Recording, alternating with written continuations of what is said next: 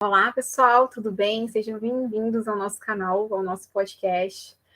Eu sou Vivian de Araújo, sou reprogramadora mental e gestora de relacionamentos. E estou aqui hoje com a Gislaine Yuca, né? Olá, gente, Tudo sou bem? a Bom Gislaine dia. Yuca, né? A Vivian tá me acostumada a chamar de Gi, né? Mas tem muita gente, a minha família, né? Os amigos chamam de Yuca. Então, eu sou a Gi e a Yuca, tá? Podem me chamar de qualquer forma, né? Tenho um canal Mães Ansiosas e sou mãe de Lígia e Leonardo, né? Acho que eu nunca apresentei eles aqui, mas a Lígia tem 11 anos e o Leonardo, ele tem 6 anos. Tá bom? Sejam muito bem-vindos. E o tema de hoje é como fazer o meu companheiro e os meus filhos me ouvirem. Não sei se vocês já se sentiram assim, que você fala uma, duas, três, 10 vezes a mesma coisa e parece que ninguém te escuta, né? Eu falo assim com as crianças, olha, tá na hora de tomar banho, vamos lá. E elas continuam fazendo o que elas estão fazendo, continuam brincando, e eu fico, né, estressada, ter que brigar, ter que desligar a televisão, né, para chamar a atenção deles, e eles obedecerem. Né? Eu acho que a mesma coisa acontece muitas vezes com o nosso companheiro, né? A gente está conversando e parece que a cabeça dele está em outro lugar, né? A gente fala, parece que entra aqui e sai aqui. Então, como a gente pode fazer para que a nossa comunicação seja efetiva, né, dentro de casa? Muito legal isso que você falou hoje, sobre nós não nos sentirmos ouvidos, né? Seja por filhos, seja pelo companheiro, às vezes até pessoas do trabalho. No caso aqui, nós estamos falando mais da parte familiar, né? E aí o que eu reparo é que falta muita conexão entre as pessoas, né? Inclusive no ambiente familiar, que a gente deveria ter mais conexão.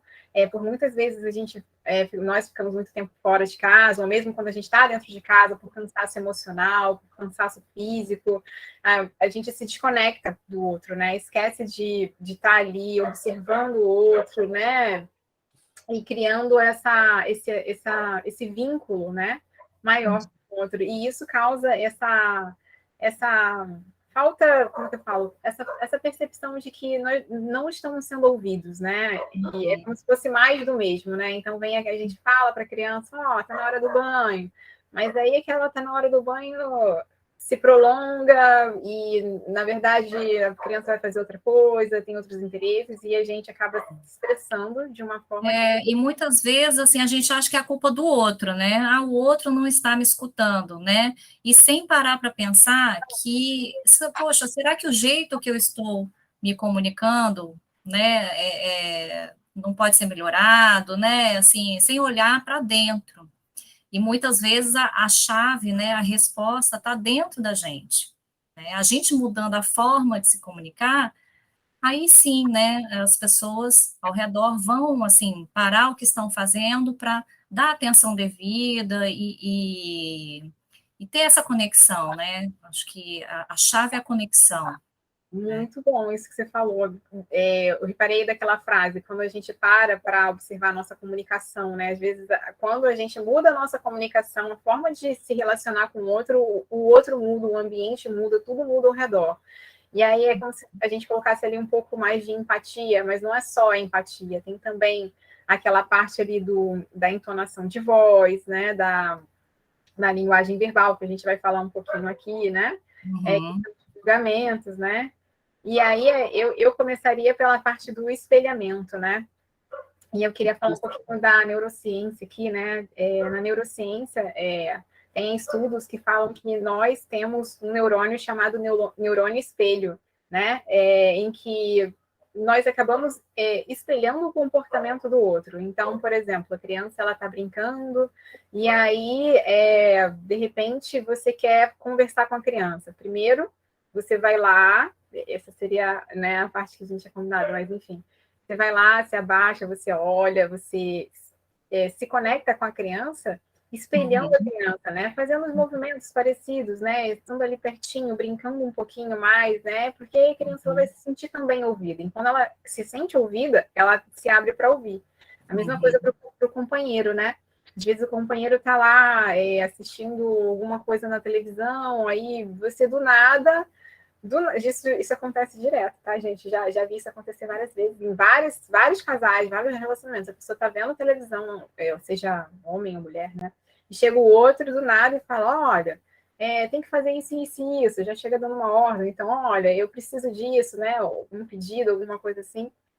E a pessoa não vai ouvir, porque como é que vai cortar uma coisa de repente para outra e vai parar tudo e vai fazer? Não dá, a gente tem que espelhar ali. Então, senta, olha para o outro, assiste um pouquinho dali, entende o que é. Só da gente se colocar na posição do outro, tá ali assistindo também um pouquinho, né? Estou dando um exemplo do que a pessoa está vendo, já vem a mesma conexão e ali já começa a abrir a comunicação, né? O outro já se sente assim acolhido. Poxa, sentou aqui do meu lado, tá vendo também, nossa, que legal, né? Estamos fazendo coisas em conjunto, e isso é bom. Isso é espelhamento, né? É o que a gente fala de espelhar para poder depois conduzir, pedir, né? Conectar. Né? Perfeito. Mesmo que eu não tenho interesse no que ele está assistindo, né? Mas assim, entra um pouquinho no mundo dele, né? Procure se colocar no lugar dele. Poxa, alguma coisa que ele gosta muito, então deixa eu ver um pouquinho. E aí ele, inconsciente, ele cria um elo de confiança, né? Ah, ela se interessa pelo que eu gosto, né?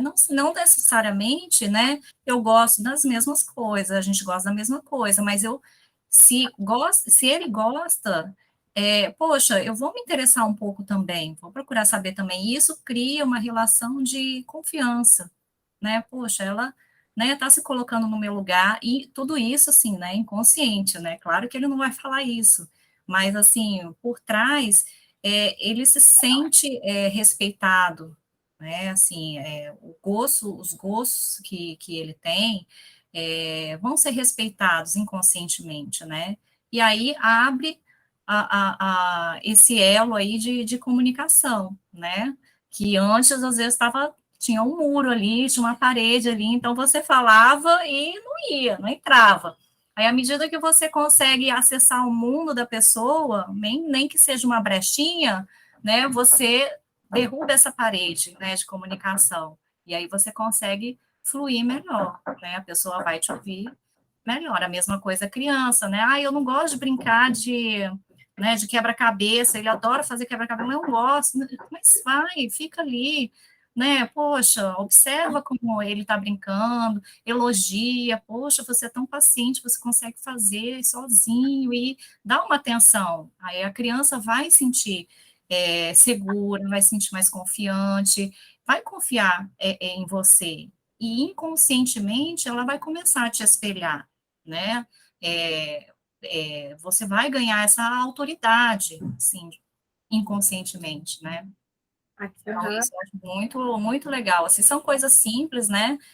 Você fala, você não gasta, né? Às vezes é coisa de alguns segundos, né? Que você vai dar atenção para a pessoa, para entrar no mundo dela, e isso vai te economizar, assim, vários minutos depois, né? O tempo que você ficar tentando falar 10 vezes a mesma coisa para a criança, às vezes, né? Em um minuto, você já resolveu o que queria resolver, né? Então, eu falo que, assim, não é um tempo a mais que você vai gastar, é um tempo que você vai economizar depois, né? De ter que ficar repetindo a mesma coisa. Exatamente. Essa questão do espelhamento, né? Acho que é a base aí da comunicação, né? Não só com os filhos, né? O companheiro, mas todas as pessoas, né? Com quem você tem um relacionamento, seja no trabalho, né? Fora de casa também. Então, isso serve para qualquer um com quem você tenha um relacionamento, você se relacione no dia a dia. E aí tem uma segunda forma que nós separamos aqui para conversar, que é a entonação de voz, né? E aí a entonação de voz é aquilo, né? Às vezes nós chegamos falando assim, já colocando a ordem, né? Olha, tem que fazer isso, isso e isso, né? Você já coloca uma voz de ordem.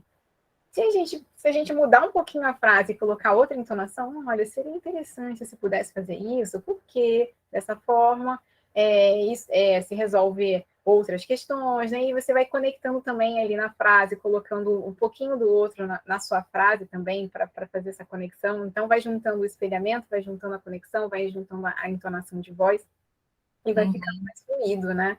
Você quer falar um pouquinho da entonação de voz? Eu quero. Eu, assim, usei muito, acho que até comentei em algum podcast anterior, assim, essa questão da entonação de voz com as crianças, né?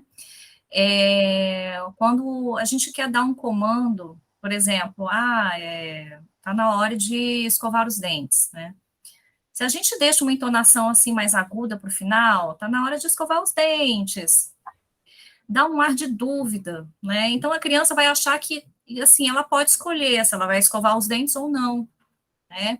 Agora, se eu quero dar, assim, um comando para ela, olha, agora tá na hora de escovar os dentes, e dou, assim, uma entonação mais grave no final da frase, ela já percebe como um comando. Tipo, opa, eu tenho que escovar os dentes. Não é uma opção, né? Eu quero escovar os dentes ou não agora, sabe? Quando você coloca uma entonação de voz mais grave, assim, no final, tá na hora de escovar os dentes agora. Aí, opa, já é outro entendimento que a criança vai ter, sabe? Não só a criança, não é qualquer um, assim. Quando você coloca essa entonação de voz grave no final, dá um entendimento de um comando, né? De Ordem, né? ordem. De direcionamento, né? Então, Agora, é muito agora, né? interessante, Amanhã, é né? Eu agora. via que eu falava muito assim, vamos tomar banho agora, sabe? Vamos escovar dente agora. Aí a criança, não, eu prefiro ficar brincando. Parece uma pergunta, né? Não é. Por isso que eu estou perguntando, e não que eu estou falando, olha, tá na hora de escovar os dentes. Então, assim, eu via que muita coisa eu podia mudar, né? E antes eu achava, ninguém me escuta, ficava culpando, né? Brigando com as crianças, eu falei já 10 vezes, vocês não fizeram ainda. E eu vi que, nossa, tá tudo dentro de mim, a forma com que eu falo, né? Muda completamente o entendimento que eles têm, né, do Muda que eu falo. completamente. Muda completamente. Não, e é total isso que você falou com um companheiro também, com Uhum, qualquer pessoa, né? Você chega para a pessoa e você chega assim, dando essa entonação de ordem, né? A pessoa para, olha, peraí, dependendo da situação, ela vai ser uma entonação certa, dependendo, não vai ser. Mesma coisa de você colocar uma interrogação ou uma, né? Ou uma dúvida, né? A pessoa tá só perguntando. Às vezes você está querendo que a pessoa faça mesmo, está precisando de ajuda. Às vezes você vai pedir ajuda, mas você pede ajuda demonstrando ali, dependendo da sua entonação, que você não precisa tanto, né? E a pessoa vai escolher não ajudar às vezes. E quando você está ali precisando muito que alguém vai e faça alguma coisa por você dentro de casa, né? Então, é. essa questão de entonação é bem interessante. Então, é uma coisa que antes eu não prestava muita atenção, né? Uhum. E aí, quando eu comecei a aplicar isso no dia a dia, eu vi, assim, os resultados. Uhum. Nossa, assim, que diferença. Muda muito, né? E a questão da linguagem não verbal, né? Porque, assim, tem essa parte da gente falar, a entonação de voz, mas também tem a parte corporal, né? Eu chego sorrindo, que legal, que fofinho, vamos tomar banho agora? Né? Eu estou ainda reforçando que não é que eu estou brincando ali, que eu estou dando o poder de escolha, né? Você quer tomar banho agora, né? Agora, tomar banho agora. Você faz um movimento, faz um gesto, põe um imperativo, põe entonação verbal, faz o espelhamento. Uhum, Assim, é bem mais fácil. Essa comunicação ela está indo mais fluida, né? Ela vai acontecer de uma forma mais certa, mais direcionada, que é o que a gente precisa. E no caso das crianças, principalmente, que elas precisam ter esse limite, essa regra, para saber até onde elas podem ir, né?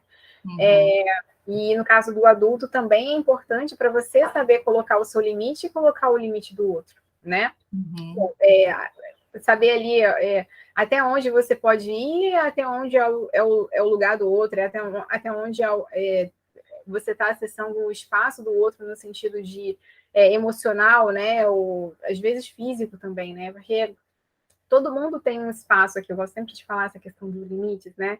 Porque a comunicação ela tem isso. A gente precisa ter essa consciência, né? É como se a gente precisa lembrar sempre do termo ecologia, né?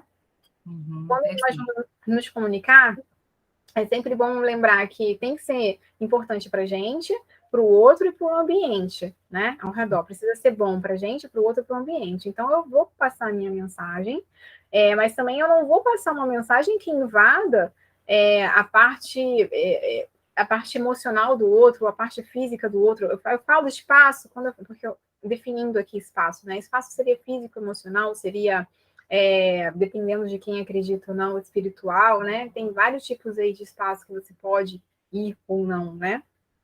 E isso é definição de limite, né?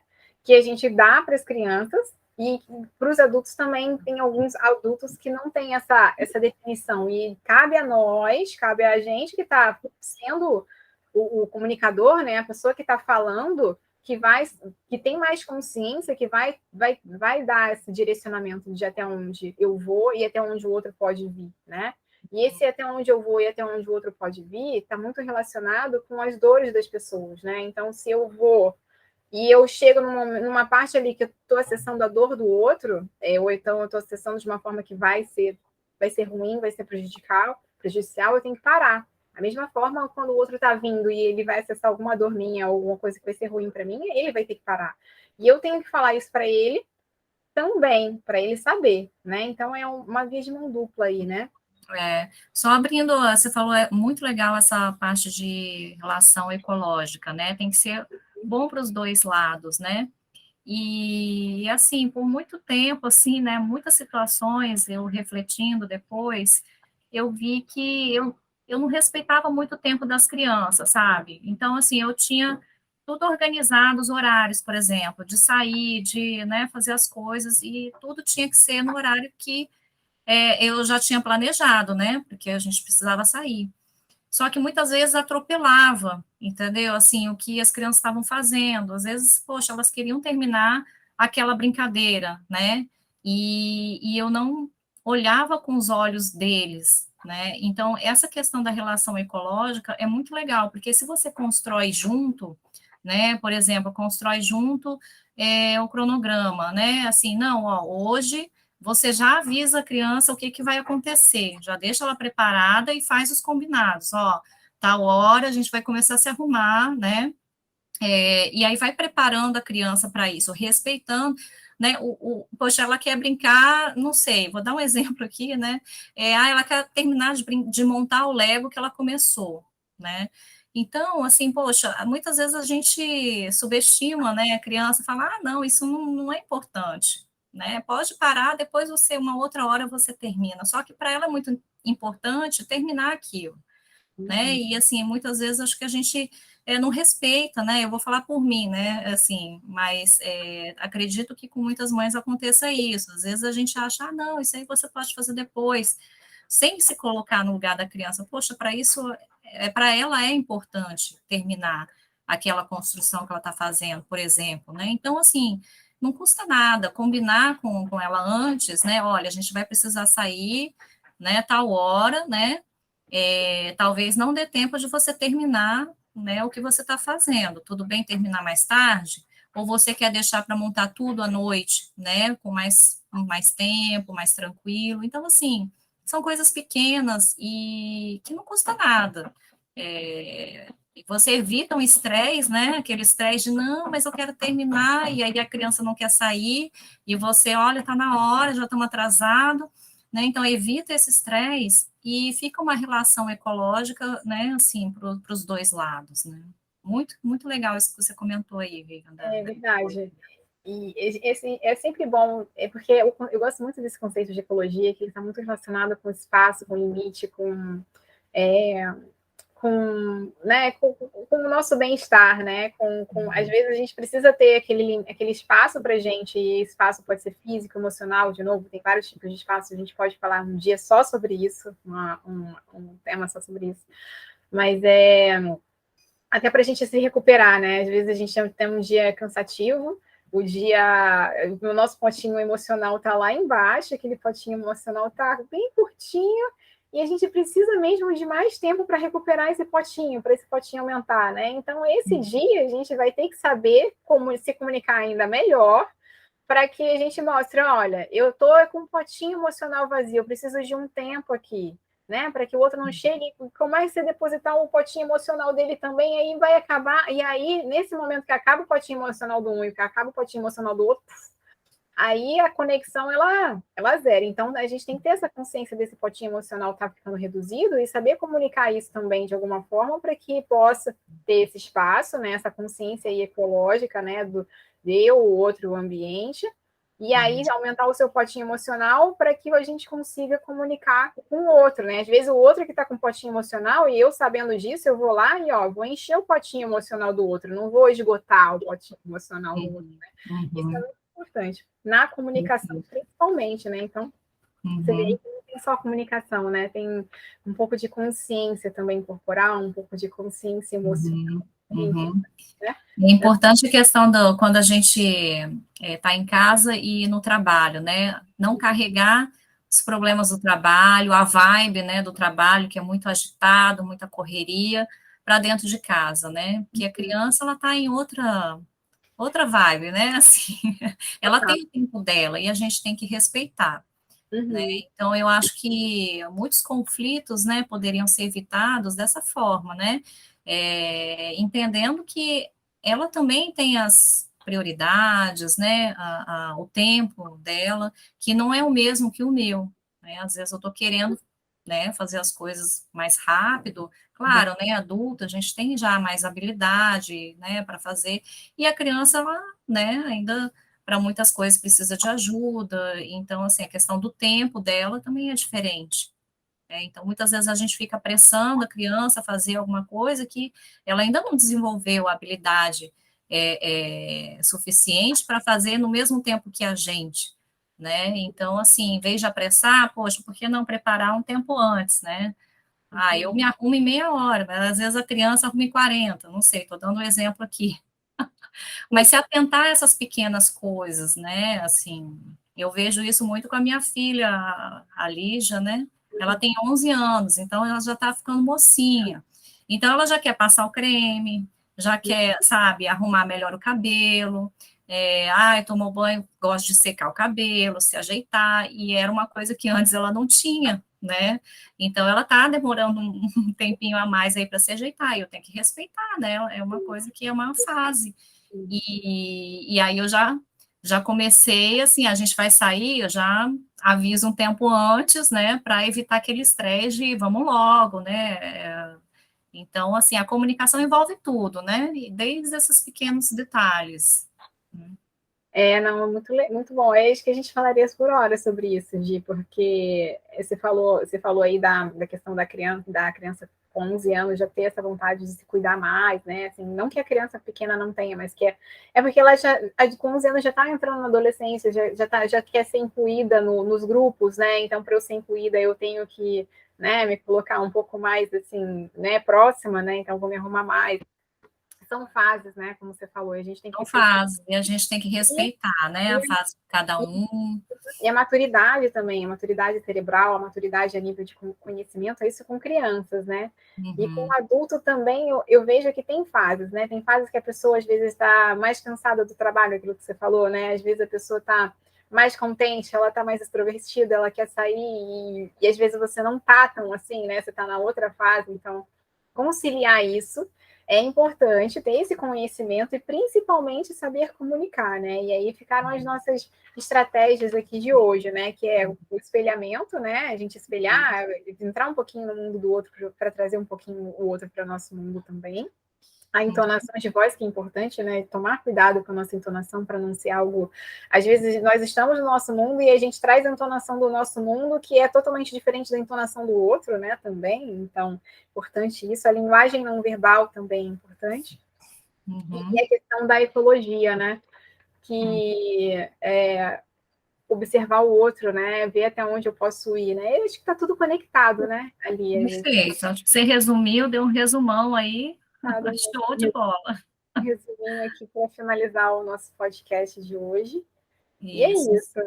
Já se inscreve A no gente tem canal. ajudado aí, né, quem está acompanhando, está assistindo, né, e continua aqui com a gente, né, no canal, E toda semana, né, Vivian, a gente está Toda se semana. esforçando aí para colocar o podcast, colocar e trocar informações aí, poder ajudar, né, a todos aí que estão acompanhando. Toda semana vai ter vídeo novo no canal. Já se inscreve no canal daqui da Yuka, né? Uhum, Eu vou deixar aqui o meu link de contato, que é uhum. viviandearaújo.com.